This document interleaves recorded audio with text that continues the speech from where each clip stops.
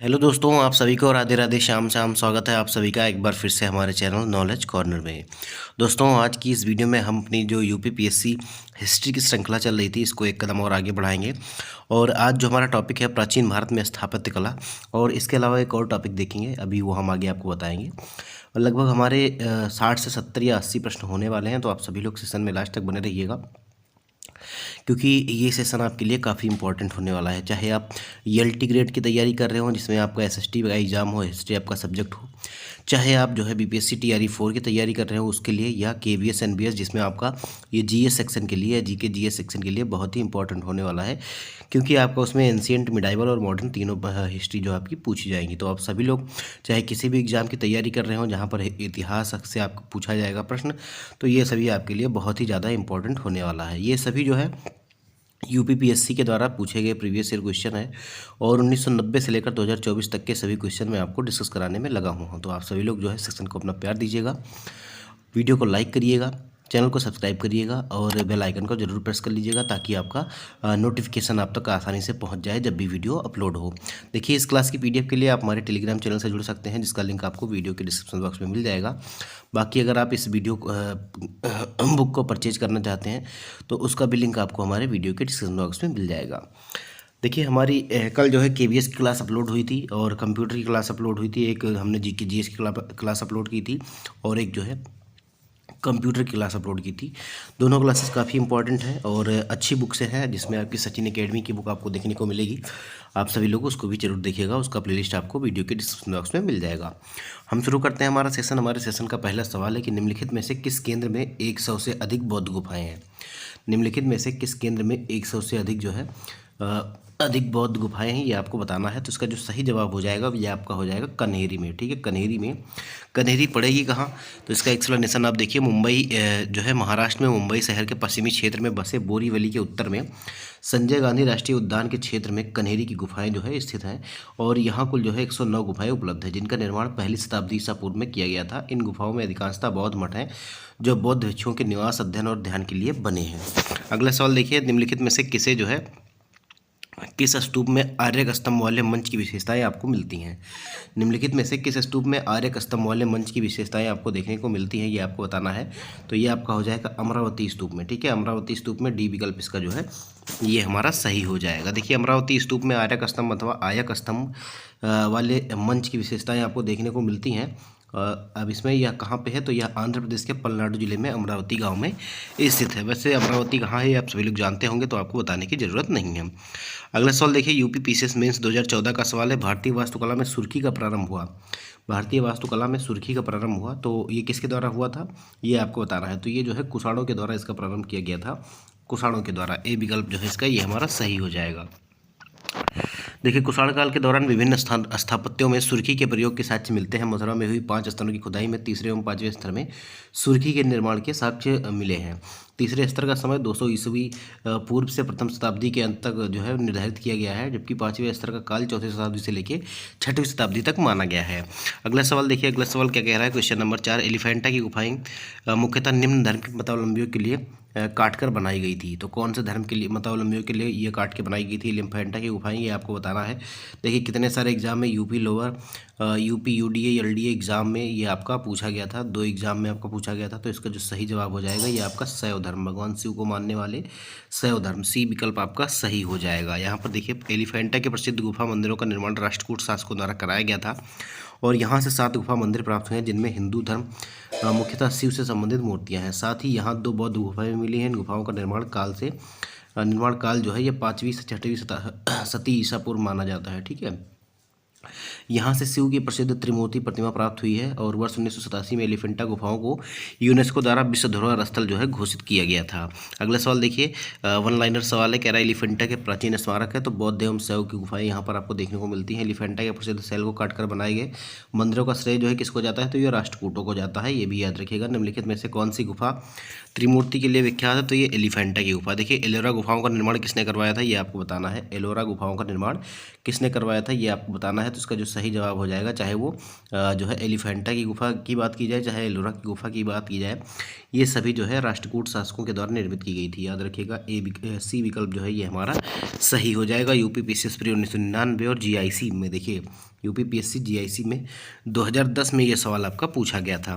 देखिए, राष्ट्रकूट शासक उत्साही निर्माता थे जिन्होंने महाराष्ट्र के औरंगाबाद में, वर्तमान नाम आप क्या है इसका, छत्रपति संभाजी नगर है इसका, जिले में स्थित लैरो गुफाओं का निर्माण करवाया था। ये गुफाएं अपने शैलकृत स्थापत्य के लिए विश्व प्रसिद्ध हैं और वर्ष 1983 में यूनेस्को द्वारा इन्हें विश्व धरोहर स्थल में शामिल किया गया था। अगला सवाल देखिए, निम्नलिखित स्थानों में से किस एक में राष्ट्रकूटों द्वारा एलोरा पहाड़ियाँ निर्मित गुफा मंदिर है? तो ये औरंगाबाद में है। अभी जो इसका नाम बदल दिया गया है, इसका नाम हो गया है छत्रपति संभाजी नगर, महाराष्ट्र में। देखिए, एलोरा की गुफा के जो मंदिर हैं या एलोरा के जो गुहा मंदिर है, ये किससे संबंधित है ये आपको बताना है, हिंदू धर्म या बौद्ध धर्म या जो है जैन धर्म से। तो ये किससे संबंधित है दोस्तों? तो ये तीनों से संबंधित है। याद रखिएगा, इसमें तीनों आपको देखने को मिलते हैं, तो इसका डी विकल्प सही हो जाएगा, 1, 2 और 3। यहाँ पर देखिए, एलोरा की गुफा महाराष्ट्र के औरंगाबाद, वर्तमान नाम इनका है छत्रपति संभाजी नगर जिले में स्थित है। इन गुफाओं में से गुफा संख्या 1 से 12 तक बौद्धों को, 13 से 29 तक जो है हिंदुओं को और 30 से 34 तक जैनियों से संबंधित है। इस प्रकार ये गुफा विभिन्न धर्मों से संबंधित है, याद रखिएगा। अगला सवाल देखिए, अगला सवाल क्या कह रहा है, यूपीपीएससी मेंस का सवाल है, पीसीएस का। देखिए, बौद्ध, हिंदू एवं जैन शैलकृत गुहाएं एक साथ विद्यमान है। कहाँ पर विद्यमान है? तो ये आपका एलोरा में है। और निम्नलिखित में से कौन एक शैलकृत स्थापत्य कला का उदाहरण है? तो कौन स्थापत्य कला का उदाहरण है ये आपको बताना है, जो पत्थर को काट कर जो है बनाया गया है। तो ये कैलाश मंदिर एलोरा, ठीक है, कैलाश मंदिर एलोरा, सी विकल्प इसका जो है ये हमारा सही हो जाएगा। देखिए, एलोरा का कैलाश मंदिर शैलकृत स्थापत्य कला का आश्चर्य माना जाता है और द्रविड़ शैली के इस विश्व प्रसिद्ध मंदिर का निर्माण राष्ट्रकूट शासक कृष्ण प्रथम ने करवाया था। अगला सवाल देखिए, किस वंश ने एलोरा के कैलाश मंदिर का निर्माण करवाया? तो ये राष्ट्रकूट वंश के शासकों ने करवाया था। ये तो आप सभी लोग जानते हैं, पिछली बहुत देर से मैं आपको यही बता रहा हूँ। देखिए, किस धर्म को राष्ट्रकूटों का संरक्षण प्राप्त था ये आपको बताना है। राष्ट्रकूटों का संरक्षण जो प्राप्त था ये जैन धर्म को प्राप्त था, बी विकल्प जो है ये हमारा सही हो जाएगा, ठीक है। देखिए, राष्ट्रकूट के शासक जो थे, वैसे तो ब्राह्मण धर्म का इनमें महत्व था, किंतु ब्राह्मण धर्म की तुलना में जैन धर्म का अधिक प्रचार प्रसार था तथा इसे राज्य के संरक्षण भी प्राप्त था। राष्ट्रकूट शासक अमोघ वर्ष के गुरु जैनाचार्य जिनसेन थे, जिसने आदि पुराण की रचना की। उस समय शासकों तथा सामंतों के साथ साथ सेनापति पदों पर भी अनेक जैन धर्मानुयायी की नियुक्ति जो है की जाती थी। अगला सवाल देखिए, अजंता और एलोरा की गुफाएं हैं, तो ये कहाँ पे हैं? तो ये महाराष्ट्र में है। आपने देख लिया, अभी सी विकल्प भी आपका सही हो जाएगा। देखिए, यूपीपीसीएस फिर 1993 में ये सवाल पूछा गया था। अगला सवाल देखिए, कह रहा सूची 1 को सूची 2 से मिलान करना है और दिए गए कूट से आपको सही उत्तर का चयन करना है। तो मैं थोड़ा सा छोटा कर देता हूँ ताकि आपको ऑप्शन भी दिख जाए और जो है आपको पूरा क्वेश्चन दिख जाए। देखिए, ईंट निर्मित मंदिर और दशावतार मंदिर और शिव मंदिर और विष्णु मंदिर, ये कहाँ कहाँ पर है ये आपको बताना है। तो अगर हम दशावतार मंदिर की बात करें तो ये देवगढ़ में है। देवगढ़ का जो है दशावतार मंदिर, तो ये आपका 2 हो जाएगा। शिव मंदिर आपका जो है ये भूमरा में, ठीक है, भूमरा में। और विष्णु मंदिर आपका कहाँ पे देखने को मिलेगा? तो एरण में। और ईंट निर्मित मंदिर आपका जो है भीतर गाँव में। तो ये कुछ इस प्रकार से इसका मिलान हो जाएगा। तो इसका जो सीरियल बनेगा वो 3, 4 और 2, 1 बनेगा आपका। 3 2, 4, 1 बनेगा। 3, 2 और 4, 1 बनेगा। तो 3, 2, 4, 1 आपका जो है बी विकल्प में है, इसीलिए बी विकल्प इसका सही हो जाएगा। अगला सवाल देखिए, निम्नलिखित कथनों में से कौन सा जो है सही है आपको बताना है। किसके संदर्भ में पूछ रहा है? तो ये कानपुर उत्तर प्रदेश स्थित भीतरगांव मंदिर के संबंध में आपसे पूछा जा रहा है कि इनमें से कौन सा कथन जो है ये आपका सही है। देखिए, कह रहा है इस मंदिर का निर्माण 5वीं सदी से 6वीं सदी ईस्वी के मध्य जो है हुआ था। तो बिल्कुल सही है। और ईंटों से निर्मित या भारत के प्राचीनतम मंदिरों में से एक है। तो ये आपका बिल्कुल सही है, दोनों सही है। आपका सी विकल्प जो है ये हमारा सही हो जाएगा। देखिए, उत्तर प्रदेश के कानपुर नगर जिले में स्थित जो है भीतरगांव मंदिर का निर्माण 5वीं सदी ईस्वी से लेकर 6वीं सदी ईस्वी तक के मध्य हुआ था और इस मंदिर का निर्माण गुप्त काल में हुआ था। इस मंदिर का निर्माण ईंटों से वर्गाकार चबूतरे पर किया गया था। इसका मुख पूर्व की तरफ है। ईंटों से निर्मित यह जो है भारत के प्राचीनतम मंदिरों में से एक है और मंदिर के भीतर स्थित गर्भगृह के ऊपर एक लंबा पिरामिडनुमा शिखर है। इस मंदिर का निर्माण जो है नागर शैली में किया गया है। अधिकतर आपको दक्षिण भारत के जितने भी मंदिर मिलेंगे वो आपको द्रविडियन शैली में और उत्तर भारत के जो है नागर शैली में आपको देखने को मिलेंगे। अगला सवाल देखिए, यूपी आरओ और यारो का सवाल है कि निम्नलिखित में से किसका शिखर द्रविड़ शैली में बना हुआ है। किसका शिखर जो है ये द्रविड़ शैली में बना हुआ है ये आपको बताना है। भीतरगांव या ग्वालियर का तेली मंदिर या कंदरिया महादेव मंदिर या ओसिया मंदिर। तो इसका जो सही जवाब हो जाएगा ये आपका ग्वालियर का का तेली मंदिर, ठीक है। ये आपका बी विकल्प इसका जो है सही हो जाएगा। RO का सवाल था। देखिए यहाँ पर लिखा हुआ है कि ग्वालियर के तेली मंदिर का शिखर द्रविड़ शैली में बना हुआ है, जबकि नक्काशियाँ एवं मूर्तियाँ उत्तर भारतीय शैली में बनी हुई है। इसकी वास्तु शैली में हिंदू और बौद्ध वास्तुकला का मिश्रण आपको दिखता है। देखिए खजुराहो का कंदरिया महादेव मंदिर किसने बनवाया था, ये आपको बताना है। तो ये जो है किसने बनवाया था, ये चंदेलों ने बनवाया था, याद रखिएगा चंदेलों ने। तो बी विकल्प इसका जो है सही हो जाएगा। खजुराहो का जो मंदिर है जिसमें उस आपको कहते हैं उसको कंदरिया महादेव मंदिर, ये जो है चंदेल राजाओं के द्वारा निर्मित किया गया था। और यह मंदिर आज भी चंदेल स्थापत्य की उत्कृष्टता का बखान कर रहे हैं। इन मंदिरों का निर्माण जो है मुख्यतः 10वीं से 11वीं शताब्दी ईस्वी के दौरान कराया गया था। यहाँ के मंदिरों में कंदरिया महादेव मंदिर जो है सर्वोत्तम है। अगला सवाल देखिए, खजुराहो के मंदिर संबंधित है। खजुराहो के जो मंदिर है किससे संबंधित है, ये आपको बताना है। तो ये हिंदू और जैन धर्म से संबंधित है। सी विकल्प आपका सही हो जाएगा। अगला सवाल देखिए, खजुराहो का मातंगेश्वर मंदिर जो है ये समर्पित है, किसको समर्पित है, ये आपको बताना है। जो मातंगेश्वर मंदिर है ये आपका किसको समर्पित है, तो ये भगवान शिव को समर्पित है। तो इसका बी विकल्प जो है ये हमारा सही हो जाएगा। UPPSC GIC में ये सवाल आपका पूछा गया था। देखिए कोणार्क का सूर्य मंदिर किसने बनवाया था, ये आपको बताना है।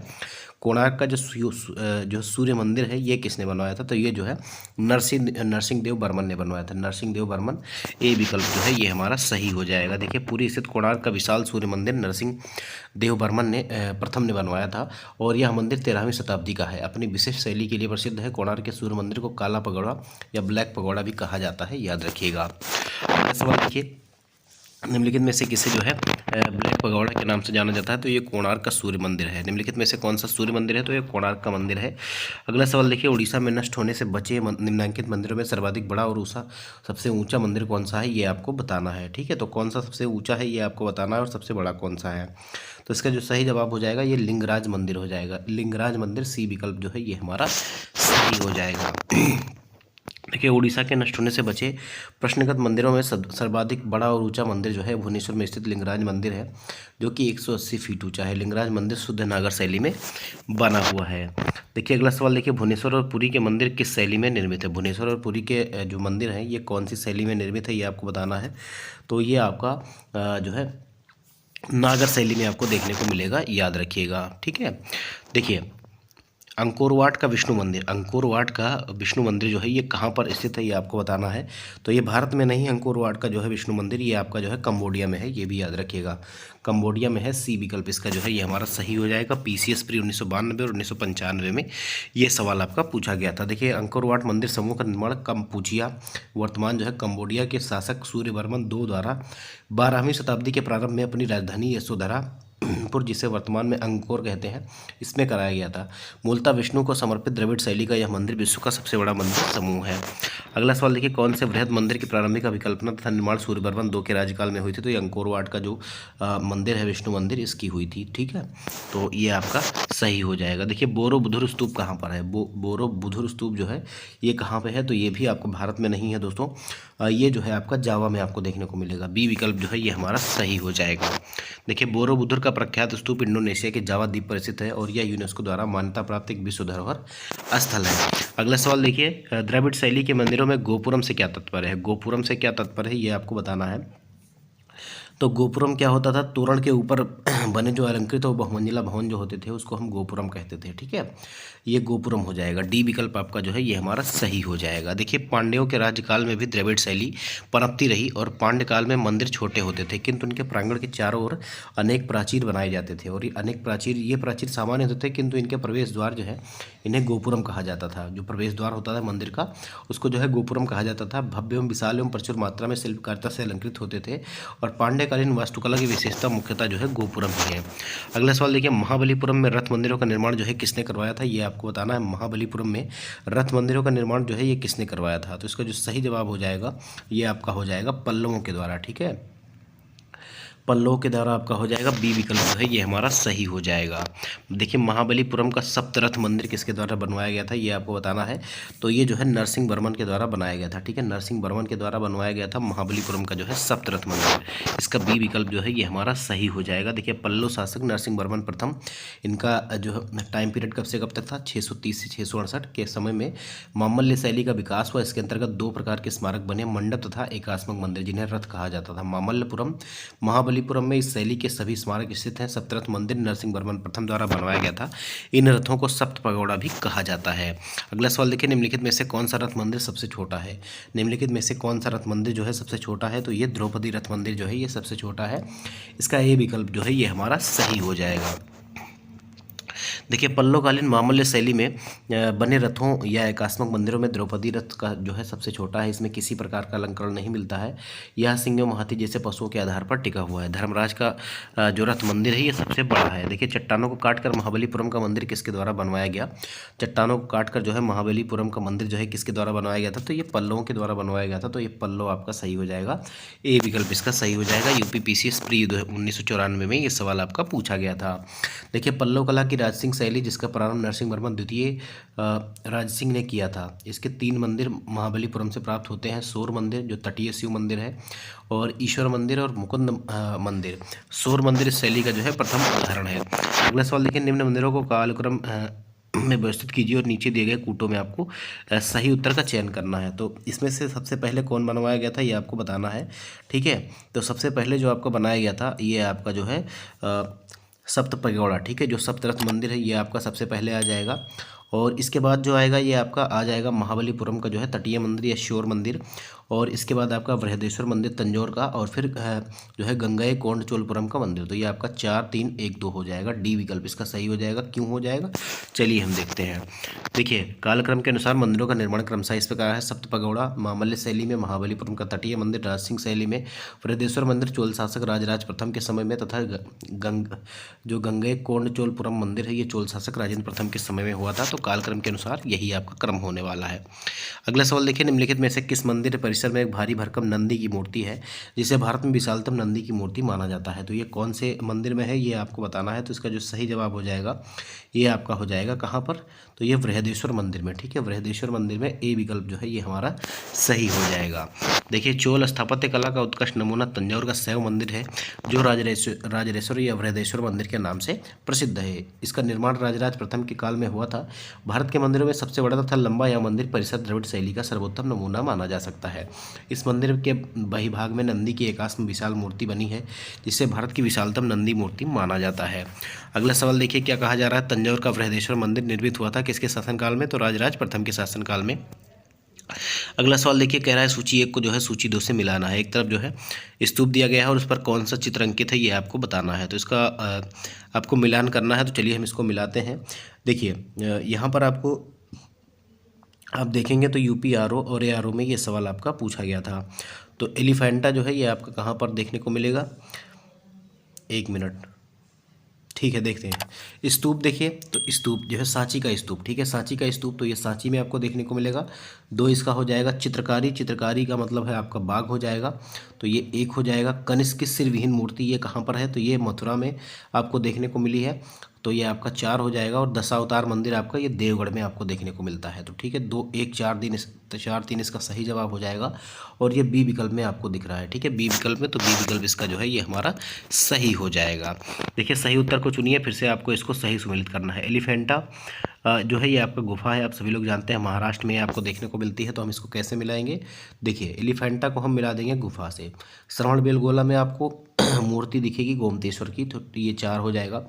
खजुराहो में आपको जो है मंदिर देखने को मिलेगा। सांची का जो है आपका स्तूप देखने को मिलेगा। तो इसका सही जवाब कौन सा हो जाएगा दोस्तों? तो इसका सही जवाब जो हो जाएगा ये आपका बी विकल्प हो जाएगा। ठीक है, 3, 4, 2, 1, 3, 4, 2, 1 जो है इसका सही जवाब हो जाएगा। देखिए, एलिफेंटा महाराष्ट्र में स्थित है। यहाँ 5वीं 6वीं सदी की जो है 5वीं से 6वीं सदी ईस्वी की जो है 7 गुफाएं हैं। श्रवणबेलगोला कर्नाटक में है। और यहाँ गोमतेश्वर की प्रसिद्ध मूर्ति का निर्माण चामुंडराय ने करवाया था। खजुराहो के मंदिर मध्य प्रदेश में है। ये चंदेल शासकों के द्वारा निर्मित है। और सांची का स्तूप का निर्माण जो है ये अशोक ने करवाया था, ऐसा कहा जा रहा है। अगला सवाल देखिए, फिर से आपको सही कूट से जो है उत्तर का चयन करना है मिलाने के बाद। हम्पी कहाँ पे पड़ेगा ये आपको बताना है। और नागार्जुन कोंडा कहाँ पर पड़ेगा ये आपको बताना है। शिशुपालगढ़ कहाँ पर पड़ेगा ये आपको बताना है। और अरिकमेडू, तो ये देखिए हम्पी कहाँ पे? तो हम्पी आप सभी लोग जानते हैं कर्नाटक में है। तो ये आपका 2 से मिलान हो जाएगा। और 2 केवल एक ही में है। तो पहला ही विकल्प इसका जो है ये हमारा सही हो जाएगा। ठीक है, पहला ही विकल्प सही हो जाएगा। बाकी नागार्जुन कोंडा आपको आंध्र प्रदेश में देखने को मिलेगा। इसके अलावा शिशुपालगढ़ आपको उड़ीसा में देखने को मिलेगा। और अरिकमेडू आपका जो है पुडुचेरी में आपको देखने को मिलेगा। तो ये मिलान कुछ इस प्रकार से हो जाएगा। अगला सवाल देखिए फिर से, सूची 1 को सूची 2 से मिलाना है और दिए गए उत्तर कूट से आपको सही उत्तर का चयन करना है। भीमबेटका कहाँ पर आपको देखने को मिलेगा, तो भीमबेटका आपको मध्य प्रदेश में आपको देखने को मिलेगी। ठीक है, भीमबेटका की गुफाएं जो है ये मध्य प्रदेश में, तो पहले का 2 हो जाएगा। सोल टेम्पल कहाँ पर आपका है, तमिलनाडु में। तटीय मंदिर आपने देखा था, ये तमिलनाडु में हो जाएगा। 2 के बाद 3, तो 2 के बाद 3 आपका देखिए केवल और केवल बी विकल्प में है, तो ये आपका सही हो जाएगा। बाकी हम्पी जो है ये कर्नाटक में है, अभी आपने देखा। 1 मिनट, हम्पी जो है ये आपका ये कर्नाटक में हो जाएगा। हम्पी जो है आपका कर्नाटक में हो जाएगा, मानस आपका असम में हो जाएगा। तो ये 2 3 4 1 जो है इसका सही जवाब हो जाएगा। ठीक है, आप इसको याद रखिएगा। कह रहा है निम्नलिखित जोड़ों में से किसका जोड़ा जो है सुमेल है, ये आपको बताना है। एलोरा की गुफाएं जो है ये किसके शासनकाल में बनाई गई थी, तो ये आपका बिल्कुल गलत हो जाएगा। ये शक के शासनकाल में नहीं बनाई गई थी, ये जो है छत्रपति संभाजी नगर में है। और यह जो है गुफाएं शकों के काल में नहीं बनी थी, शकों से इनका कोई संबंध नहीं है। ये जो है पल्लव शासकों के द्वारा निर्मित किए गए थे। ठीक है, और खजुराहो देखिए इसमें सही कौन है, तो खजुराहो मंदिर जो है चंदेल शासकों के द्वारा बनवाया गया था। ठीक है, तो ये आपका याद रखिएगा, सी विकल्प इसका सही हो जाएगा। कितनी बार पूछा गया, 94, 96, 2010 में। देखिए एलोरा जो है आधुनिक महाराष्ट्र के औरंगाबाद छत्रपति संभाजी नगर जिले में स्थित है और यह शैलकृत गुफा मंदिरों के लिए प्रसिद्ध है। ये गुफाएं विभिन्न कालों में बनी है, किंतु शकों से इनका कोई संबंध नहीं है। मीनाक्षी मंदिर पांड्यों द्वारा, महाबलीपुरम के मंदिर जो है पल्लवों के द्वारा बनाए गए थे। खजुराहो मंदिर चंदेल शासकों द्वारा निर्मित है।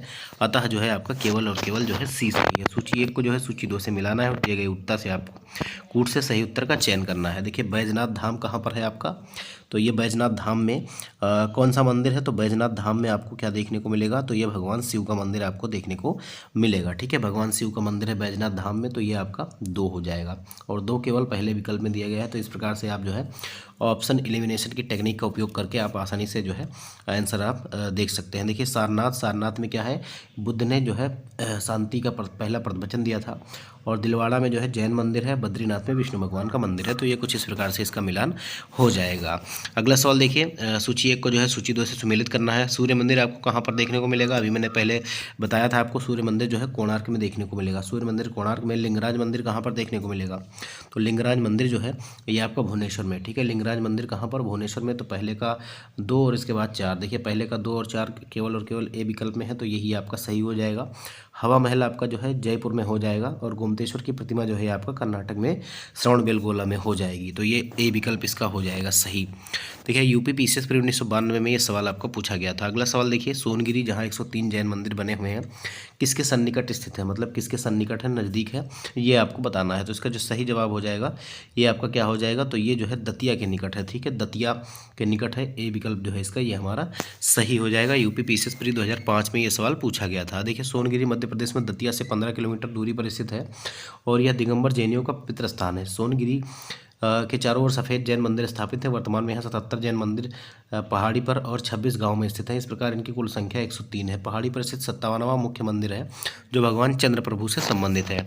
अगला सवाल देखिए, सोनगिरी का ऐतिहासिक दिगंबर जैन तीर्थस्थल कहाँ पर है, तो ये मध्य प्रदेश में है। ये आप सभी लोगों को पता ही होगा। आबू का जैन मंदिर, माउंट आबू का जो है जैन मंदिर, ये आपका कहाँ पर है, तो ये दिलवाड़ा में है। आप सभी लोग जानते हैं, अभी मैंने जो है मिलान करने वाले बताया था। और ये जो है किससे बनाया गया है ये आपको बताना है। तो ये जो है संगमरमर से बना हुआ है। ठीक है, संगमरमर से बना हुआ है, डी विकल्प इसका जो है ये हमारा सही हो जाएगा। आबू या माउंट आबू सिरेहू राजस्थान के दिलवाड़ा जैन मंदिर संगमरमर के बने हुए हैं, जिनका निर्माण गुजरात के चालुक्य जो है सोलंकी शासक भीमदेव प्रथम के सामंत विमल शाह ने करवाया था। अगला सवाल देखिए, दिलवाड़ा का जैन मंदिर स्थित है, तो ये माउंट आबू में। दिलवाड़ा का जैन मंदिर कहाँ है, तो माउंट आबू कहाँ पे है, तो ये राजस्थान में है। अगला सवाल देखिए, प्रसिद्ध नैमिषारण तीर्थ निम्न जनपदों में से किस एक में स्थित है, ये आपको बताना है। नैमिषारण जो है ये कौन से जनपद में है, देखिए है तो उत्तर प्रदेश में, लेकिन उत्तर प्रदेश के कौन से जनपद में है, तो ये सीतापुर में है। ठीक है, सीतापुर में है, सी विकल्प इसका जो है ये हमारा सही हो जाएगा। देखिए प्रसिद्ध नैमिषारण तीर्थ उत्तर प्रदेश के सीतापुर जिले में स्थित है और यहाँ महर्षि दधीचि ने देवताओं को अपनी अस्थियां दान की थी, जिससे निर्मित वज्र के द्वारा देवराज इंद्र ने दैत्यों का जो है वध किया था। ये देखिए अगला जो टॉपिक हमारा होने वाला है ये आपका दक्षिण भारत के जो आपके चोल चालुक्य पल्लव एवं संगम युग, इनको संगम युग क्यों कहा गया, क्योंकि इस काल में संगम शासक थे, चोल शासक थे, चालुक्य थे, पांड्य थे, ये सभी इन टाइम पर जो है राज करते थे दक्षिण भारत में। तो इसका जो पहला सवाल होने वाला है ये कहा जा रहा है कि चोलों का राज्य किस क्षेत्र में फैला हुआ था। चोलों का जो राज्य है ये कहाँ तक फैला हुआ था, तो ये आपका हो जाएगा कोरोमंडल तट और दक्कन के कुछ भाग में, ठीक है, दक्कन के कुछ भाग में और कोरोमंडल तट पर ये आपका फैला हुआ था। ये कृष्णा और तुंगभद्रा नदियों के बीच नदियों से लेकर कुमारी अंतरीप तक जो है विस्तृत भूभाग जो है प्राचीन काल में तमिल प्रदेश का निर्माण करता था। इसमें कोरोमंडल तट और दक्कन के कुछ भाग यथा उरैयूर, कावेरीपट्टनम, तंजावुर आदि चोलों के अधिकार में थे, याद रखिएगा। अगला सवाल देखिए, चोलों की राजधानी कहाँ थी? तो चोलों की राजधानी जो थी ये आपको बताना है कि ये कहाँ पर थी, ये आपको बताना है। तो इसका जो सही जवाब हो जाएगा ये आपका तंजौर थी, ठीक है, डी विकल्प जो है ये हमारा सही हो जाएगा। प्रश्नगत विकल्पों के अनुसार देखिए चोलों की राजधानी जो है तंजावुर थी या तंजौर थी, और इसके अतिरिक्त गंगई कोंडचोलपुरम भी चोलों की राजधानी बनी थी। संगम काल में चोलों की राजधानी जो है ये उरैयूर थी। अगला सवाल देखिए, निम्नलिखित में कौन चोल प्रशासन की विशेषता थी? कौन जो है चोल प्रशासन की विशेषता थी, ये आपको बताना है। तो यहाँ ग्राम स्वशासन को जो है स्वायत्ता प्राप्त थी, ग्राम प्रशासन को जो है स्वायत्ता प्राप्त थी, बी विकल्प जो है इसका ये हमारा सही हो जाएगा। देखिए चोल शासन की सबसे उल्लेखनीय विशेषता वह असाधारण शक्ति तथा क्षमता है जो स्वायत्त शासी ग्रामीण संस्थाओं के संचालन में परिलक्षित होती है। वस्तुतः इस काल में स्वायत्त शासन व्यवस्था को पूर्णतः ग्रामों में जो है क्रियान्वित किया जाता था। अगला सवाल देखिए, किस दक्षिण भारतीय राज्य में उत्तर ग्राम शासन प्रशासन था? तो उत्तम का मतलब है जो सबसे बढ़िया ग्राम प्रशासन था और स्वायत्त भी था, तो ये चोल हो जाएगा, ठीक है। देखिए अगला सवाल यूपी आरओ का है कि चोल शासकों के शासनकाल में निम्नलिखित में से कौन सा वारियम उद्यान प्रशासन कार्य देखता था? वारियम उद्यान प्रशासन का कार्य देखता था, ये आपको बताना है। तो इसका सही जवाब क्या हो जाएगा? इसका सही जवाब हो जाएगा टोटवारियम, ठीक है, टोटवारियम, सी विकल्प जो है इसका ये हमारा सही हो जाएगा। देखिए चोलकालीन गांवों की गतिविधियों की देखरेख एक कार्यकारिणी समिति करती थी जिसे वारियम कहा जाता था। उद्यान प्रशासन का कार्य देखने वाली समिति को टोटवारियम कहा जाता था, जबकि संवत्सर वारियम वार्षिक समिति, एरी वारियम तालाब समिति और पोन वारियम जो है स्वर्ण संबंधी समिति होती थी। देखिए अगला सवाल देखिए, अगला सवाल कह रहा है कि नटराज की प्रसिद्ध जो कांस्य मूर्ति है ये किस कला का उदाहरण है? तो ये कौन सी कला का उदाहरण है ये आपको बताना है। तो ये जो है चोल कला का उदाहरण है, याद रखिएगा। ए विकल्प जो है इसका ये हमारा सही हो जाएगा। यूपीपीसीएस प्री 2006 में ये सवाल आपका पूछा गया था। देखिए चोल कलाकारों ने तक्षण कला में भी जो सफलता प्राप्त की है, उन्होंने पत्थर तथा धातुओं की बहुसंख्यक मूर्तियों का निर्माण किया। पाषाण मूर्तियों से भी अधिक धातु कांस्य मूर्तियों का निर्माण इनके टाइम पे हुआ था। सर्वाधिक सुंदर मूर्तियां नटराज की है जो बड़ी संख्या में मिली हैं। इन्हें विश्व की श्रेष्ठतम प्रतिमा रचनाओं में शामिल किया जाता है और ये मूर्तियां प्राय जो है चतुर्भुज हैं। अगला सवाल देखिए, नटराज नृत्य के भगवान की मूर्ति के संदर्भ में निम्नलिखित में से कौन सा कथन सही है, ये आपको बताना है। देखिए यह मूर्ति नृत्य करते हुए 4 हाथों वाले शिव का प्रतिनिधित्व करती है, तो बिल्कुल करती है। और अपने दाएं कान में वह एक पुरुष का कुंडल पहने है और बाएं में एक महिला का। तो इनमें से कौन सा सही है ये आपको बताना है। तो इसका जो है दोनों सही हो जाएगा, ये बिल्कुल सही है। ये जो है नृत्य करते हुए भगवान शिव की 4 हाथों वाली जो है प्रतिमा है और इन्होंने अपने दाएं कान में एक पुरुष का कुंडल पहना हुआ है और बाएं में एक महिला का। तो ये आपका जो है सी 1 और 2 जो है दोनों सही हो जाएगा। देखिए भगवान शिव की नटराज मुद्रा की मूर्ति नृत्य करते हुए 4 हाथों वाले शिव का प्रतिनिधित्व करती है। इस मूर्ति में उनके ऊपरी दाएं हाथ में डमरू जो सृजन का प्रतीक है और ऊपरी बाएं हाथ में जो है दाएं हाथ में डमरू और बाएं हाथ में अग्नि जो विनाश का प्रतीक है प्रदर्शित किया गया है। उनका दूसरा दाहिना हाथ अभय मुद्रा प्रदर्शित कर रहा है, जबकि दूसरा जो बायां हाथ है उठे हुए बाएं पैर की ओर इशारा कर रहा है जो कि मोक्ष मार्ग का प्रतीक है। नटराज की इस मूर्ति में शिव को अर्धनारीश्वर के रूप में दाहिने कान में पुरुष का कुंडल और बाएं कान में महिला का कुंडल पहने प्रदर्शित किया गया है। अगला सवाल देखिए, शिव की जो है दक्षिणामूर्ति प्रतिमा उन्हें किस रूप में प्रदर्शित करती है? तो ये कौन से रूप में इनको प्रदर्शित करती है, 7वें नंबर का सवाल है। तो ये हो गया शिक्षक के रूप में, ठीक है, शिक्षक के रूप में। तो ए विकल्प जो है ये हमारा सही हो जाएगा। देखिए यूपीपीसीएस प्री 2013 का सवाल है और शिव की दक्षिणामूर्ति प्रतिमा जिन्हें गुरु शिक्षक के रूप में उनको प्रदर्शित करती है ये, और इस रूप में शिव अपने भक्तों को सभी प्रकार का ज्ञान प्रदान करते हुए माने गए हैं। इस रूप में शिव की दक्षिण दिशा में इस रूप में जो है शिव की दक्षिण दिशा में मुख किए हुए हैं शिव, और इसमें जो है प्रतिमा स्थापित की गई है। अगला सवाल देखिए, निम्नलिखित में से दक्षिण भारत का कौन सा राजवंश अपनी नौसैनिक शक्ति के लिए प्रसिद्ध है? तो ये कौन सा राजवंश है ये आपको बताना है। तो इसका जो सही जवाब हो जाएगा और ये आपका जो है चोल हो जाएगा, ठीक है, चोल हो जाएगा। ए विकल्प जो है ये हमारा सही हो जाएगा। यूपीपीसीएस 1992 2004 में ये सवाल पूछा गया है। देखिए चोल राजाओं ने एक विशाल संगठित सेना का निर्माण किया था चोलों के पास अश्व, गज और पैदल सैनिक के साथ साथ ही एक अत्यंत शक्तिशाली नौसेना भी थी। इसी नौसेना की सहायता से उन्होंने श्री विजय, सिंघल और मालदीव आदि की जो है विजय भी की थी। अगला सवाल देखिए, क्वेश्चन नंबर 9 आपसे कह रहा है निम्नलिखित राजवंशों में से किसके शासक अपने शासनकाल में ही अपना उत्तराधिकारी घोषित कर देते थे। तो देखिए यहाँ पर जो है लगभग जो है सभी जो प्राचीन हिंदू राजवंश थे, जिसमें आपको चोल, चालुक्य और ये सभी देखने को मिलेंगे, इसमें अधिकतर लोग जो थे ये अपने शासनकाल में ही जो है अपना उत्तराधिकारी घोषित कर देते थे, इसीलिए इसको स्टार मार्क किया गया है। देखिए प्राचीन हिंदू राजवंशों के सभी सम्राट प्रायः जीवन काल में ही युवराज का चुनाव कर लेते थे, जो उसके बाद उसका उत्तराधिकारी बनता था। यह प्रवृत्ति चोल वंश में सर्वाधिक दिखाई देती थी। अगला सवाल देखिए, चोल शासक का नाम बताइए जिसने श्रीलंका के उत्तरी भाग पर विजय प्राप्त की थी। श्रीलंका के उत्तरी भाग पर विजय प्राप्त की थी, कौन सा चोल शासक था वो? तो ये जो था ये राजराज प्रथम था। ठीक है, राजराज प्रथम था। ए विकल्प जो है इसका हमारा सही हो जाएगा। देखिए चोल शासक राजराज प्रथम सिंह ने, सिंघल पहले इसको कहा जाता था, जिसको अब श्रीलंका कहा जाता है, इस पर आक्रमण करके उत्तरी सिंघल को जीतकर अपने राज्य में मिला लिया था। विजय क्षेत्र में राजराज ने अनुराधापुर को नष्ट कर पोलानरुआ को इस क्षेत्र की राजधानी बनाया था। इसका नाम जो है जन्नाथ मंगलम रखा। राजराज शैव मतावलंबी था, उसने जो है शिवपाद शेखर की उपाधि जो है धारण की थी, ऐसा कहा जाता है। अगला सवाल देखिए, UP PCS supplementary pre exam 2008 का सवाल है, निम्नलिखित चोल शासकों में से जिसने बंगाल की खाड़ी को चोल झील का स्वरूप प्रदान कर दिया था वह कौन शासक था, ये आपको बताना है। क्वेश्चन नंबर 11 है और इसका जो सही जवाब हो जाएगा ये आपका हो जाएगा कुलोत्तुंग। ठीक है, कुलोत्तुंग डी विकल्प जो है ये हमारा सही हो जाएगा। देखिए राजराज प्रथम की मृत्यु के बाद उसका योग्यतम पुत्र राजेंद्र प्रथम सम्राट हुआ। उसने अपने पिता की साम्राज्यवादी नीति को आगे बढ़ाया। राजेंद्र प्रथम का काल जो है चोल शक्ति का चरमोत्कर्ष काल था। राजेंद्र प्रथम के बारे में कहा गया कि उसने बंगाल की खाड़ी को जो है चोल झील की स्वरूप जो है प्रदान कर दी थी। 1017 ईस्वी में उसने संपूर्ण सिंघल द्वीप पर कब्जा कर लिया और वह सिंघल राजा महेंद्र पंचम को बंदी बनाकर चोल राज्य में ले आया। उसने पवित्र गंगा जल लाने के उद्देश्य से उत्तर पूर्वी भारत गंगा घाटी पर आक्रमण किया तथा पाल शासक महिपाल को पराजित किया।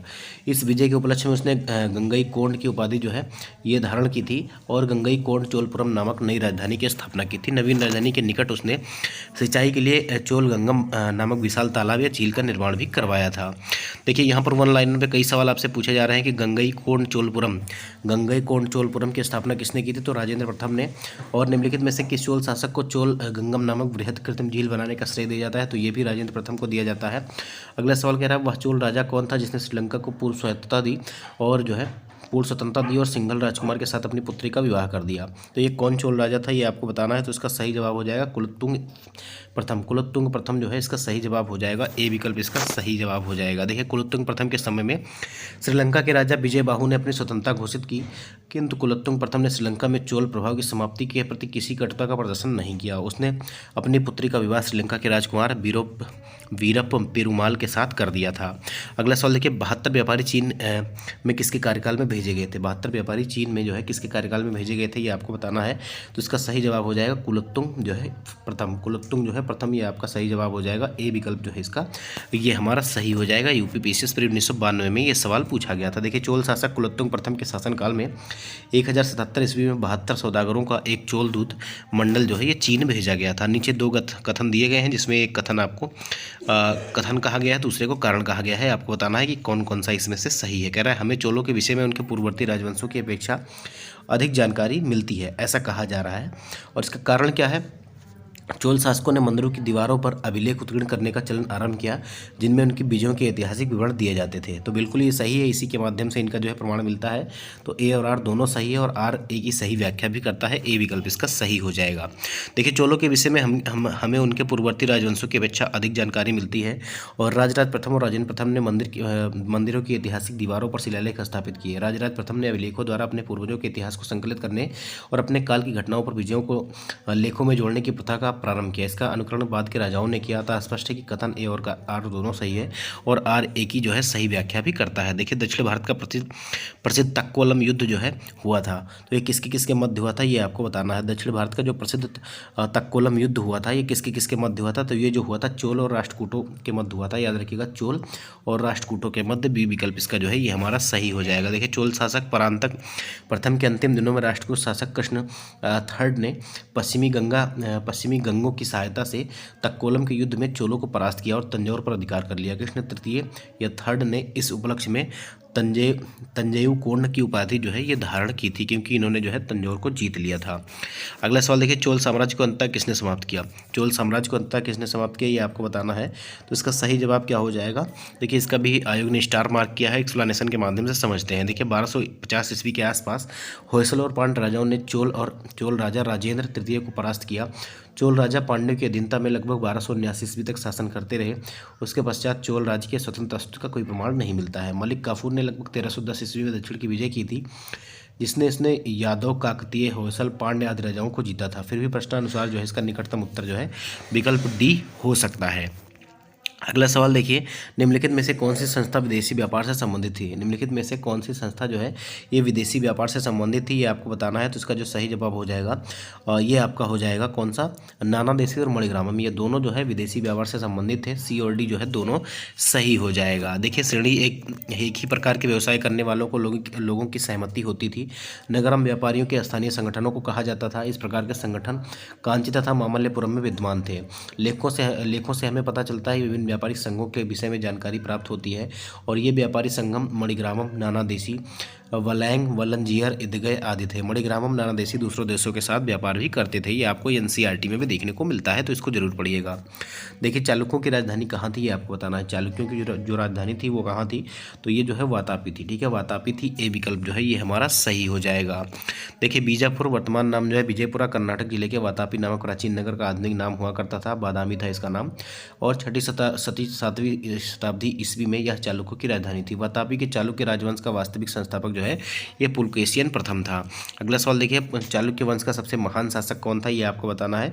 चालुक्य वंश का सबसे महान शासक जो था इसका नाम था पुलकेशियन द्वितीय। ठीक है, पुलकेशियन द्वितीय इसका नाम था। सी विकल्प इसका जो है ये हमारा सही हो जाएगा। देखिए पुलकेशियन द्वितीय चालुक्य वंश के शासकों में से सर्वाधिक योग्य और शक्तिशाली था। उसने 610 से 642 ईस्वी तक शासन किया।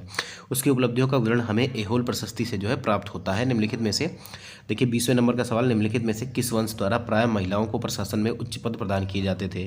तो ये कौन से वंश थे, ये आपको बताना है। तो इसका नाम था चालुक्य वंश। ठीक है, बी विकल्प जो है ये हमारा सही हो जाएगा। देखिए चालुक्यों के शासनकाल में प्राय महिलाओं को उच्च पदों पर जो है नियुक्त किया जाता था।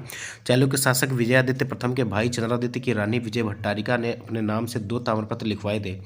वह एक अच्छी कवियत्री भी थी। विजयादित्य ने अपनी छोटी बहन कुमकुम देवी के कहने पर एक विद्वान ब्राह्मण को एक गांव दान में दिया था। कीर्तिवर्धन द्वितीय की महारानी महादेवी के उसके साथ रक्तपुर में संकवाकार में जो है स्कंधावार ठीक है, स्कंधावार में उपस्थित रहने का उल्लेख मिलता है। इस वंश की विजय भट्टारिका ने कुशलतापूर्वक शासन संचालित किया था, ऐसा कहा जाता है। ठीक है, तो ये जो चालुक्य वंश था इसमें जो है स्त्रियों को उच्च पदों पर भी रखा जाता था। देखिए संस्कृत के कवि और नाटककार कालिदास का उल्लेख हुआ है, तो कौन से अभिलेख में उल्लेख हुआ है ये आपको बताना है। तो ये पुलकेशिन द्वितीय का जो एहोल अभिलेख था इसमें इनका उल्लेख मिलता है, तो कालिदास का। तो ए विकल्प जो है इसका ये हमारा सही हो जाएगा। ठीक है, देखिए एहोल प्रशस्ति जो है बादामी के शासक पुलकेशिन द्वितीय के इतिहास को जानने का एक सशक्त माध्यम है, और इस लेख की भाषा संस्कृत तथा लिपि दक्षिण ब्राह्मी है। इस लेख की रचना रवि कीर्ति ने की थी। प्रशस्ति के अंत में लेखक ने यह दावा किया है कि उसमें इसे लिखकर कालिदास तथा भारवी के समान यश प्राप्त किया है, अतः इस अभिलेख में कालिदास के नाम का जो है उल्लेख हुआ है। अगला सवाल देखिए, निम्न में से किस चीनी यात्री ने चालुक्यों के शासनकाल में ही चीन एवं भारत के संबंधों का विवरण दिया था? तो ये कौन सा चीनी यात्री था ये आपको बताना है। क्वेश्चन नंबर आपका कौन सा हो जाएगा? 22 नंबर है। तो ये आपका था मात्वालिन। ठीक है, मात्वालिन, इसका डी विकल्प जो है ये हमारा सही हो जाएगा, मात्वालिन। देखिए मात्वालिन नामक चीनी यात्री ने चालुक्यों के शासनकाल में चीन जो है और भारत के संबंधों का जो है विवरण दिया था। अगला सवाल देखिए, निम्नलिखित में से किस राजा ने अपने मंत्रिमंडल को पशुओं पर क्रूरता पर प्रतिबंध लगाने के लिए काशी क्षेत्र भेजा था? किसने भेजा था? तो ये जो थे चालुक्य राजा जो थे कुमारपाल। ठीक है, कुमारपाल ने ऐसा किया था। बी विकल्प जो है ये हमारा सही हो जाएगा। देखिए चालुक्य शासक कुमारपाल ने अपने राज्य में पशुवध पर प्रतिबंध लगा दिया था, और वह जैन मतानुयायी थे। उसने पशुओं के प्रति क्रूरता को रोकने के लिए काशी क्षेत्र में भी अपने मंत्रियों को भेजा था। अगला सवाल देखिए, संगम साहित्य में तोलकाप्पियम एक ग्रंथ है। तोलकाप्पियम जो है एक ग्रंथ है, और ये क्या है, किसका जो है ग्रंथ है ये आपको बताना है। तो ये कविता का है, या वास्तुशास्त्र का है, या राजशास्त्र का है, या व्याकरण का? तो ये जो है तमिल व्याकरण का है। ठीक है, तमिल व्याकरण का है, ये आपका हो जाएगा। ठीक है, बी विकल्प जो है सही हो जाएगा। देखिए तोलकाप्पियम के प्रणयनकर्ता जो है तोलकाप्पियर ऋषि अगस्त्य के 12वें योग्य शिष्यों में से एक थे, और यह एक तमिल व्याकरण ग्रंथ है। इसकी रचना जो है सूत्र शैली में की गई है। अगला सवाल देखिए, सिलप्पाधिकारम का लेखक कौन था? सिलप्पाधिकारम का लेखक कौन था? 25वें नंबर का सवाल है। ये आपका एनसीईआरटी में भी दिया गया है, तो इसको जो है आप याद रखिएगा, यहाँ से सवाल आपका बन सकता है। इलांगो ने जो है सिलप्पाधिकारम लिखा था। इलांगो ने क्या लिखा था? सिलप्पाधिकारम लिखा था। ए विकल्प जो है ये हमारा सही हो जाएगा। देखिए, सिलप्पाधिकारम का लेखक जो है इलांगो अडिगल था और यह संगम साहित्य का महत्वपूर्ण महाकाव्य है। अगला सवाल देखिए, कह रहा है सूची 1 को जो है सूची 2 से मिलाना है और दिए गए कूट के माध्यम से आपको सही विकल्प का चयन करना है। देखिए, तिरक्कुल और तोलाक्कापियम और सिलप्पाधिकारम और मणिमेखलई, ठीक है, मणिमेखलई, ये क्या है? अभी आपने देखा था तोलक्कापियम, ठीक है, तोलक्कापियम क्या था? तो एक व्याकरण था, ठीक है, ये एक व्याकरण था, तो ये आपका 4 हो जाएगा। बाकी मैं अगर आपको बता दूं तो आपका जो सिलप्पाधिकारम है ये एक प्रेम कथा है, ये एक प्रेम कथा के ऊपर लिखा गया ग्रंथ है, तो ये आपका 1 हो जाएगा। अच्छा, सी का 1 हो जाएगा और फिर अगर हम देखिए बी का जो है ये 4 हो जाएगा, सी का 1 हो जाएगा। डी का देखते हैं, मणिमेखलई क्या है? तो मणिमेखलई जो है ये आपका वाणिक कथा है, ठीक है, एक वाणिक कथा है, तो ये आपका 3 हो जाएगा। और सबसे पहले जो है तिरक्कुल क्या हो जाएगा? तो ये दर्शन हो जाएगा। 2 4 1 3 जो है इसका सही जवाब हो जाएगा और 2 4 1 3 आपको डी विकल्प में देखने को मिलता है, इसलिए डी विकल्प इसका जो है ये हमारा सही हो जाएगा। देखिए, ईसा की प्रारंभिक शताब्दियों में से भारत और रोम के बीच घनिष्ठ व्यापारिक संबंधों की सूचना किस पुरास्थल की खुदाइयों से प्राप्त होती है, ये आपको बताना है। तो इसका जो सही जवाब हो जाएगा ये आपका अरिकमेडु हो जाएगा। अरिकमेडु जो हो जाएगा, जो पुडुचेरी में आपको देखने को मिलता है। डी विकल्प इसका जो है सही हो जाएगा। देखिए, अरिकमेडु जो है पूर्वी तट पर पांडिचेरी से लगभग 3 किलोमीटर दक्षिण में कोरोमंडल तट पर स्थित है। दी पेरिप्लस ऑफ द इरिथियन सी में इसे जो है पोडुके कहा गया है। यहाँ ईसा की प्रारंभिक शताब्दियों में रोमन बस्ती की अवस्थी मानी जाती है और यहाँ से प्राप्त अवशेषों में कई रोमन बस्तियाँ प्राप्त हुई हैं, जिनमें शराब के 2 हत्थे युक्त कलश, रोमन लैम्प्स, रोमन प्याला आदि प्रमुख है। यहाँ से न केवल भारतीय माल तथा मणिया, मोती, मलमल, सुगंधित पदार्थ, इत्र, मसाले और रेशम भेजा जाता था, अपितु रोमवासियों की रुचि एवं नमूनों के अनुसार भी माल का निर्माण कर रोम को भेजा जाता था। अगला सवाल देखिए, निम्नलिखित में से कौन सा बंदरगाह पोडुके नाम से द पेरिप्लस ऑफ द इरिथियन सी के लेखक को ज्ञात हुआ है? तो ये अरुकमेडु था। रोमन बस्ती कहाँ से प्राप्त हुई है? तो ये अरुकमेडी से प्राप्त हुई है। देखिए, एम्फोरा जार होता था। एम्फोरा जो जार होता था यह क्या होता था? तो ये जो है लंबा एवं दोनों तरफ हत्थेदार जार होता था। लंबा एवं दोनों तरफ जो है हत्थेदार जार होता था। बी विकल्प आपका सही हो जाएगा। यूपीपीएससी आरआई में पूछा गया है। देखिए, एम्फोरा जार एक लंबी एवं संकीर्ण गर्दन वाला और दोनों तरफ हत्थे वाला जार है। प्राचीन काल में इसका उपयोग तेल या शराब को रखने के लिए किया जाता था। अरिकमेडु के उत्खनन से रोम से आयातित इस जार के जो है अवशेष मिले हैं। अगला सवाल देखिए, निम्नलिखित में से कौन सा एक तमिल देश के संगम युग का राजवंश था? अब देखिए, राजवंश नहीं था आपसे पूछ रहा है, ठीक है, राजवंश था तो कौन कौन सा था ये आपको बताना है। देखिए, इसमें चेर, चोल, पांडे थे, लेकिन जो है पल्लव नहीं था, ठीक है, पल्लव नहीं था। सी विकल्प जो है ये हमारा सही हो जाएगा। यूपी, यूडीए और एलडीए में सवाल पूछा गया था। देखिए, संगम साहित्य में केवल जो है चोल, चेर व पांड्य राजाओं के उद्भव विकास का विवरण जो है प्राप्त होता है। इन राज्यों के विविध राजाओं के शासनकाल का स्पष्ट निर्धारण संभव न होने पर भी संगम साहित्य से कृष्णा नदी के दक्षिण में सुदूर प्रायद्वीप तक राजनीतिक गतिविधियां पर पर्याप्त प्रकाश पड़ता है। पल्लव या अन्य किसी राजवंश का उल्लेख जो है आपको संगम साहित्य में नहीं मिलता है। तो इस प्रकार से कई सवाल आपसे पूछे गए हैं कि संगम साहित्य में किसका किसका उल्लेख है, तो चोल, चेर और पांड्य का है, याद रखिएगा। अगला सवाल देखिए, क्वेश्चन नंबर 30 है कि निम्नलिखित तमिल ग्रंथों में से किसे लघुवेद की संज्ञा दी गई है? लघुवेद की संज्ञा जो है किसको दी गई है ये आपको बताना है। तो ये क्वेश्चन नंबर आपका 30 है और इसका जो सही जवाब हो जाएगा ये आपका हो जाएगा कुरुल, ठीक है, कुरुल को याद रखिएगा, कुरल को। डी विकल्प जो है ये हमारा सही हो जाएगा। कुरल तमिल साहित्य का बाइबल तथा लघुवेद माना जाता है। इसे जो है मुखपाल भी कहा जाता है। इसकी रचना सुप्रसिद्ध कवि तिरुवल्लुवर ने की थी। अनुश्रुतियों के अनुसार तिरुवल्लुवर ब्रह्मा के अवतार थे। अगला सवाल देखिए, यूपी, यूडीए, एलडीए मेंस 2010 में निम्नलिखित में से कौन तमिल रामायणम या रामावतारम का लेखक था, ये आपको बताना है। 31 नंबर का जो सवाल है इसका जो सही जवाब हो जाएगा ये कम्मन हो जाएगा, ठीक है, कम्मन ने इसको लिखा है। देखिए, कम्मन ने 12वीं शताब्दी ईस्वी में तमिल रामायणम या रामावतारम की रचना तमिल भाषा में की थी। तो इसका ए विकल्प जो है ये सही हो जाएगा। 32वें नंबर का सवाल है, पांड्य राज्य की जो है जीवन रेखा कौन सी नदी थी आपको बताना है। तो इसका जो सही जवाब हो जाएगा ये आपका वेंगी नदी हो जाएगी। डी विकल्प इसका जो है ये हमारा सही हो जाएगा। देखिए, पांड्य राज्य की जीवन रेखा जो है वेंगी नदी पांड्य राज्य वेंगी नदी थी, पांड्य राज्य कावेरी के दक्षिण में स्थित था। इसमें आधुनिक मदुरई तथा तिरुनेलवेली और जिले के केरल त्रावणकोर का कुछ भाग शामिल था। इसकी राजधानी जो है मदुरई थी। वेंगी नदी वाला प्रदेश अपनी उर्वरता के लिए अत्यधिक प्रसिद्ध था।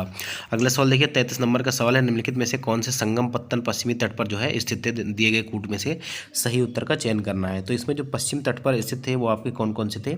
तो इसमें आपके जो है तोंडी और मुसीर थे। तोंडी और मुसीर थे, तो ये आपका केवल और केवल जो है 3 और 4 हो जाएगा। केवल और केवल 3 और 4 हो जाएगा, तोंडी और मुसीर। यूपी पीसीएस प्री 2012 में ये सवाल पूछा गया था। देखिए, एक अज्ञात ग्रीक नाविक के द्वारा रचित पुस्तक द पेरिप्लस ऑफ द इरिथियन सी में प्राचीन काल के विभिन्न बंदरगाहों की सूची मिलती है। इसमें नौरा, तोंडी, मूसिर और नेलीसंडा भारत के पश्चिमी तट के प्रमुख बंदरगाह थे, ऐसा कहा गया है। देखिए, तृतीय संगम हुआ था। तृतीय संगम जो हुआ था ये कहाँ पे हुआ था, ये आपको बताना है। तो तृतीय संगम जो हुआ ये आपका जो है मदुरई में हुआ था। ठीक है, कहाँ पे हुआ था? मदुरई में। तो इसका सी विकल्प जो है ये हमारा सही हो जाएगा। देखिए, संगम का तात्पर्य कवियों की गोष्ठी या परिषद से है, और इन गोष्ठियों में कवियों द्वारा रचा गया साहित्य या संगम साहित्य जो है कहलाता था। संगम युग में दक्षिण भारत में पांड्य राजाओं के संरक्षण में 3 संगम आयोजित किए गए थे। प्रथम संगम जो है ये मदुरई में हुआ, इसमें अगस्त ऋषि ने इसकी अध्यक्षता की थी। द्वितीय संगम जो है कपाटपुरम अलैवई में अगस्त ऋषि के बाद में तोलका पियर ने। ठीक है, तृतीय संगम में देखिए मदुरई में और नक्कीर ने इसकी जो है अध्यक्षता की थी। अगला सवाल देखिए, 35 नंबर का सवाल है, सूची 1 को जो है सूची 2 से मिलान करना है। ठीक है, देखिए, चालुक्य और पल्लव, हर्ष और पांड्य, अब इनकी राजधानी कौन कौन सी थी ये आपको मिलाना है। ठीक है, तो देखिए, अगर हम चालुक्य की राजधानी की बात करें तो ये आपका बादामी हो जाएगा, जिसे हम वातापी भी कहते हैं। तो इसका 3 हो जाएगा। बी का हमारा पल्लव का कांचीपुरम हो जाएगा, 4 हो जाएगा। तो देखिए, 3 और 4 जो है पहले विकल्प में ही दिया गया है, इसीलिए पहला विकल्प आपका सही हो जाएगा। हर्ष की राजधानी क्या थी? तो हर्ष की राजधानी जो है कन्नौज थी, और पांड्य की राजधानी जो है ये मदुरई थी। अगला सवाल देखिए, 36 नंबर का सवाल है कि निम्नलिखित पल्लव शासकों का उनके जो है राज्यकाल को दृष्टिगत रखते हुए सही कालक्रम के अनुसार जो है इनको व्यवस्थित करना है। तो सबसे पहले कौन सा आ जाएगा इसमें?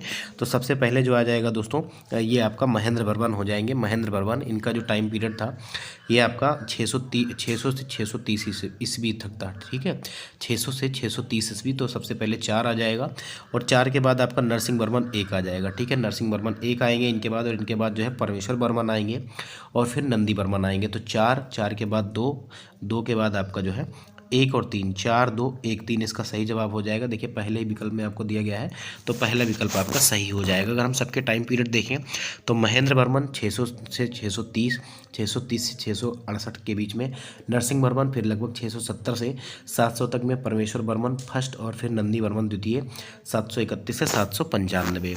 अगला सवाल देखिए, किस शासक ने सिंगल द्वीप के विरुद्ध जो है 642 ईस्वी में 2 समुद्री अभियान भेजा था? कौन सा शासक था ये आपको बताना है। 37वें नंबर का सवाल है, और इसका सही जवाब जो हो जाएगा ये आपका हो जाएगा नरसिंह बर्मन प्रथम। ठीक है, नरसिंह बर्मन प्रथम ने भेजा था। बी विकल्प इसका सही हो जाएगा। देखिए, नरसिंह बर्मन प्रथम 630 से 668 ईस्वी पल्लव वंशीय शासक था। 642 ईस्वी में चालुक्य के विरुद्ध युद्ध में नरसिंह वर्मन को लंका के एक राजकुमार मान वर्मा से सहायता मिली थी, अतः उसने मान वर्मा को पुनः सिंगल की गद्दी दिलाने के लिए शक्तिशाली नौसेना को 2 बार उसकी सहायता के हेतु जो है सिंगल द्वीप पर भेजा था। देखिए, कदम्ब राजधानियों की जो है राजधानी कहाँ थी? तो ऐसा कहा जाता है कि वनवासी थी। बी विकल्प जो है ये हमारा सही हो जाएगा। कदम्ब राजधानियों की जो राजधानी थी कदम्ब राजाओं की, ये वनवासी थी। इस राजवंश की स्थापना मयूर शर्मन ने की थी। कदम्ब राज्य को पुलकेशिन द्वितीय ने अपने राज्य में मिला लिया था। उल्लेखनीय है कि तंजौर चोलों की और कांची पल्लवों की और बादामी जो है ये चालुक्यों की राजधानी थी। अगला सवाल देखिए, रुद्रम्मा के संदर्भ में निम्नलिखित कथनों पर विचार कीजिए और इनके बारे में कौन सा कथन सही है ये आपको बताना है। देखिए, रुद्रम्मा जो थी ये जो है काकतीय वंश की जो है चौथी स्वतंत्र शासक थी। वारंगल के काकतीय वंश की जो है चौथी स्वतंत्र शासक थी। बिल्कुल, रुद्रम्मा देवी कहा जाता है इनको। और उसने दक्षिण तमिलनाडु के पांड्य, उड़ीसा के पूर्वी गंग शासकों, देवगिरी के सेवना शासकों को जो है पराजित किया था।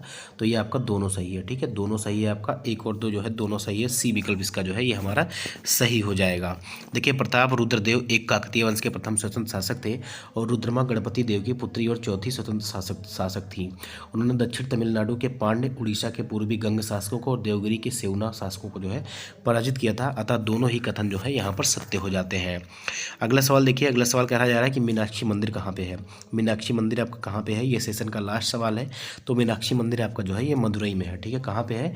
मदुरई में है। तो इसका ए विकल्प जो है ये हमारा सही हो जाएगा। यूपी पीसीएस प्री 1991-92 और यूपी लोअर प्री 2004 में ये सवाल आपका पूछा गया था।